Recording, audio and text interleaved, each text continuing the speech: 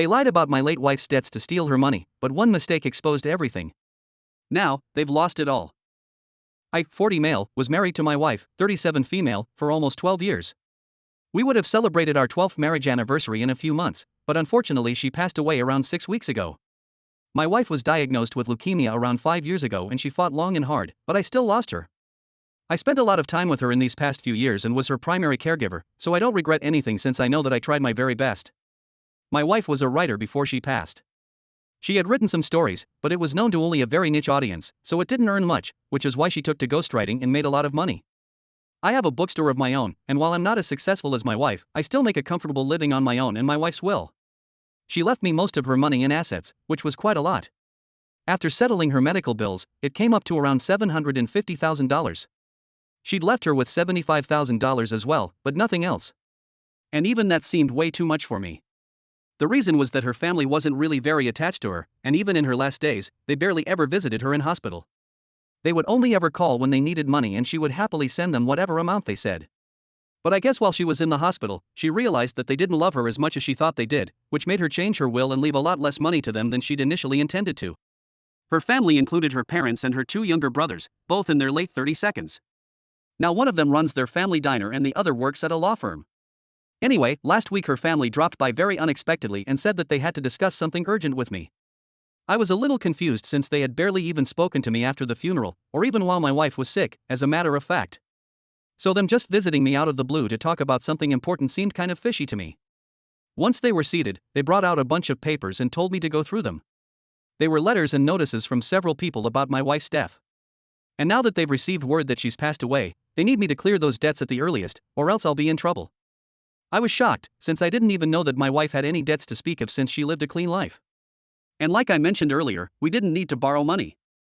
We were comfortable enough to afford the things we wanted or needed. So this whole debt business seemed crazy to me. Her family explained that she'd racked up a lot of debts while she'd been living by herself, and still hadn't paid them off, even though she had the means to.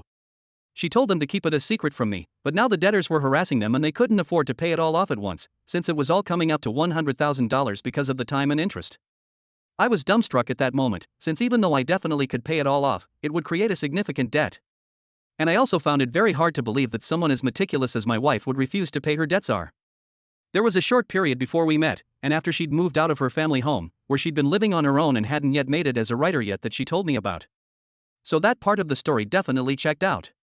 She'd even confessed to having a hard time dealing with the bills, and said that she'd had to take up several tutoring jobs to be able to make ends meet before her book was finally published. But she never mentioned anything about loans or debts, and not once in our 12 years of marriage had anything of the sort ever come up. So her family's visit and these papers had taken me by surprise. I could hardly believe that my wife would do something like this and keep such a huge secret from me. And the more I thought about it, the less likely it seemed. I told her family that I'd need some time to arrange for the money, since they'd requested it to be in all cash. And they seemed kind of annoyed that I wasn't just handing them over the money right then and there. But they didn't say anything, and told me I had a week. The next day, however, I decided to talk to my late wife's secretary to discuss her finances, because something about this whole situation just seemed off. I asked her if my wife had ever mentioned any debts of the sort, and even showed her the papers, and she looked just as surprised as I did. She told me that my wife had absolutely zero debts left to clear before she passed, and so these were news to her. These debtors were all loan sharks as well, so I didn't really have any way to check out if they were legit or not. And so-called documents that I'd been handed were mostly letters about how it would be unwise to try to evade them any longer, now that they'd finally tracked us down and seemed threatening. If I'm being honest for a second, I thought my best bet would be to just give her family the money and let them take care of it all, but I just couldn't shake the feeling that I was being toyed with. So I decided to speak to my wife's best friend, her cousin, and she ended up telling me a lot of things that drove away any fear that I had. She told me that all those papers that I'd been handed were probably forged by my wife's parents, since they'd been after her money ever since she made a name for herself as a writer. She had even left home voluntarily. She'd been kicked out by her parents after college since she'd wanted to be a writer, and her parents didn't think it was a very stable career option. After a lot of fights and arguments, they told her that they weren't interested in speaking to her unless she started making sufficient money and kicked her out. That really hurt her. But she didn't turn back or give up and started working part-time as a waitress, tutoring kids, and even working on her books alongside all of that to keep going. And no, she'd never taken a single loan from anyone and was completely self-made. My wife's friend was 100% convinced that my in-laws were lying to me and told me to test my theory by speaking to my lawyer and cross-checking and just to decline my in-laws' requests to see how they react. So I took her advice and decided to tell her family that I was not giving them any money and I would deal with the debtors directly myself. And just as I'd expected, they were outraged at the suggestion and started telling me that the money had to be handed over to them first, in any case. And my refusing to do so meant that I didn't trust them. I was already feeling pretty suspicious about the whole situation, and their reaction just confirmed all my doubts. They most definitely were lying, and all it would take was for my lawyer to deduce if the documents were forged or not. So after a couple of days, he confirmed that all the loan sharks that they named had been contacted and none of them had ever even heard of, let alone loaned any money to my wife. So she was in the clear. I just couldn't believe that her family was harassing their late daughter's husband for money just a couple of weeks after her passing. This was the lowest thing that they could do, and they did so. Honestly, if they just asked me for, I probably would have given it to them anyway, because I have way more than enough right now to lead a comfortable life. But they chose to lie and trick me, and even tried to make my wife seem like a careless and dishonest person, which I absolutely could not forgive. They've been trying to contact me, but I haven't responded yet because I don't know what to say to them yet. They plan to just throw me under the bus and take much more than they were owed, and in my opinion, they weren't owed much since they'd never bothered to treat my wife well. So I think even what she left for them was much more than they deserve. I'm thinking about cutting them off entirely and suing them for the money that my wife had left to them. They don't deserve it even one bit, and I could think of several other people who had actually been there for her when she was sick and could do with the money very honestly. Wiped. If I sued my late wife's family over their inheritance. Update 1. I finally answered their calls and spoke to my father-in-law. He was pestering me about the money and asked me when I'd be handing them the cash, since the debtors were hounding them mercilessly now. Obviously, I knew that he was lying to me now, and I told him that I'd cross-check with our family lawyer, and I knew that he faked all those papers just to take the money from me, and he could drop the act now.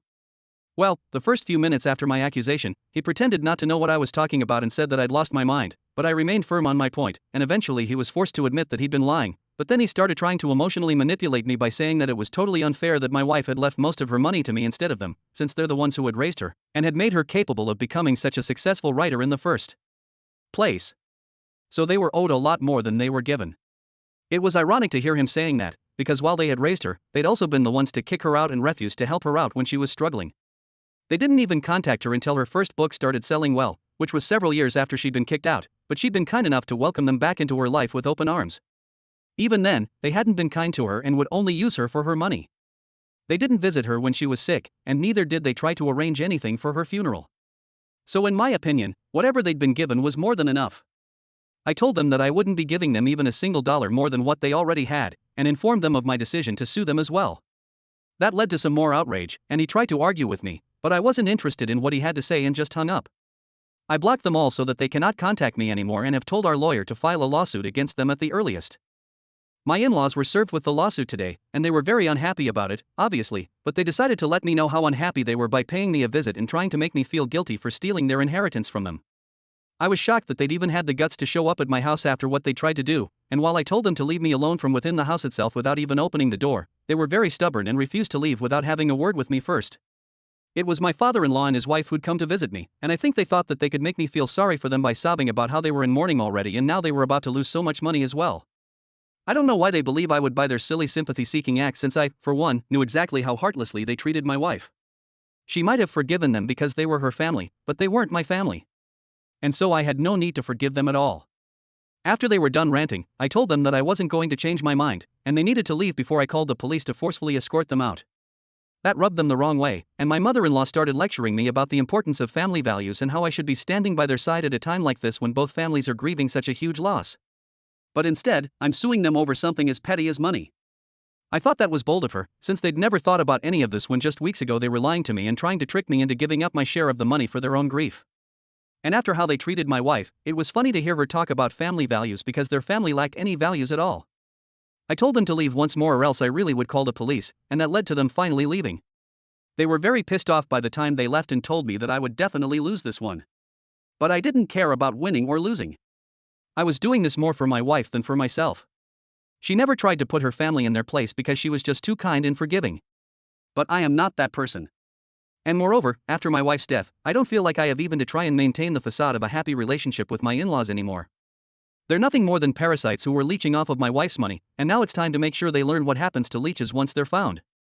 I have no regrets about what I'm about to do, and if people find me ruthless, then so be. Update 3. We had the first hearing today, and it was difficult facing my in-laws in such a formal and legal setting. I did think that my wife wouldn't be happy with what I'm doing, and it probably isn't my place to sue them anyway for her sake.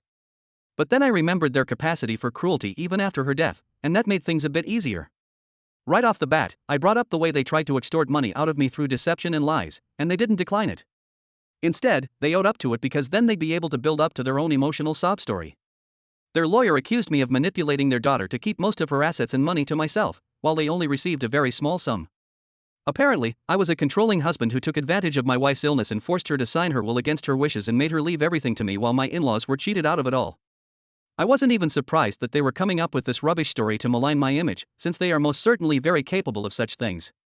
My lawyer was there to defend me, however, and even though everyone present in the room knew that I was absolutely not the guy that they were making me out to be, we still had to prove it. And that's going to be a piece of cake for me.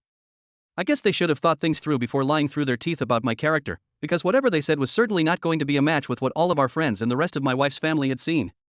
Anyway, after the meeting, my in-laws still approached me and told me to take back the lawsuit and let this go. But I wasn't going to back down. At least not now, because then they'd think that it was okay to harass me for the rest of my life, just like they'd done to my wife. And I wasn't about to let them get away with it. I told them that they could come up with all the lies about me that they wanted to, but the truth was going to be out eventually. So I wasn't too worried for myself, and they couldn't intimidate me into backing off now either. My wife's brothers tried to tell me off for speaking to their parents rudely, but I had no time to spare for these people and just drove off. We'll meet again 2 weeks later, and I'm going to gather all the proof I can to prove that whatever they're making me out to be is absolutely not the case. And it's just a bunch of lies that they made up to get the money quicker and easier, and I know it's going to be easy for me. Update. For only 2 days have passed since the hearing, and today itself, my in-laws have started trying to mess with me, but they ended up worsening their own situation. It's almost 7 in the morning right now, and I've had the craziest night, honestly. At around midnight, I heard some footsteps around my house, but I was really tired. So I dismissed it, thinking that it must have been my exhaustion getting to me and didn't pay any mind to it, and just went to sleep. Only an hour later, I was woken by the sound of glass breaking and the loud that outside my house, followed by another 2. I was really alarmed and stayed in bed for the next few minutes until I was sure that my neighbors were outside as well. As soon as I heard the hubbub outside, I went out to check what had happened and saw that all the windows of my neighbor's car had been smashed in with rocks that had messages scrawled on them in chalk. It said "back off" in white letters, and immediately I knew that this was probably something that my wife's brothers had done. It was hilarious to me that instead of making sure that they were getting the right car, they'd ruined the wrong one. My neighbor was a young woman in her late 20s who had a toddler, and she worked hard, and she'd been excited about this car as well. She'd bought it just a few weeks ago, and now it had been messed up. She was distraught and was sobbing even after the cops had been called because obviously this was bound to hurt. I explained the situation to her and how my wife's brothers must have gotten the wrong car in the dark. My car was in the garage, but my neighbor usually leaves her car parked in the driveway since her garage was being renovated. I even offered to pay for the repairs right away, but she told me that I need not worry about this in the middle of everything that I've got going on and said that she'd handle it. Of course, she meant that she was going to press charges against my wife's brothers and make them pay for it, which just made me feel better. She was really sweet about it, thankfully, probably because she'd been good friends with my wife. But anyway, around 15 minutes after that, the police showed up on the scene and we explained everything to them as well, and I even provided the address of the brothers to them. I went down to the police station with my neighbor.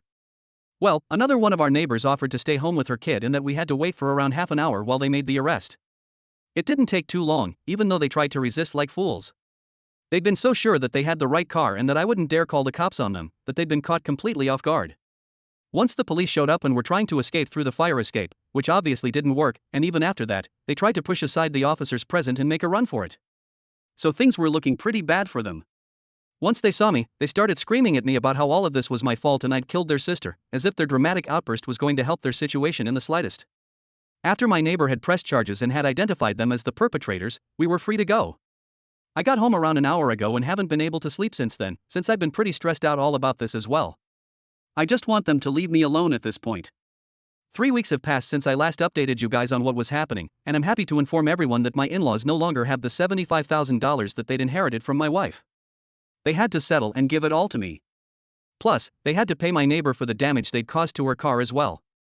My wife's brothers got into quite a fair bit of trouble for what they'd done, and it went on their record, which helped me prove my point in court about them being greedy for money and nothing else. Of course, the evidence was stacked against them otherwise as well, so it was no big surprise that they lost the suit. My in-laws haven't contacted me since then, and I'm thankful for that. Good freaking riddance, honestly.